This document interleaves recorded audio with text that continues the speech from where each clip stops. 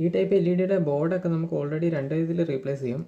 ഒന്നെങ്കിൽ നമുക്ക് ഈ മാറ്റി കഴിഞ്ഞിട്ട് നമുക്ക് നോർമൽ മാർക്കറ്റിൽ അവൈലബിൾ ആയിട്ടുള്ളൊരു DOB board, direct on board, direct is കൊടുക്കുന്ന ബോർഡ് വാങ്ങിയിട്ട് അങ്ങോട്ട് ഇട്ടാൽ മതി.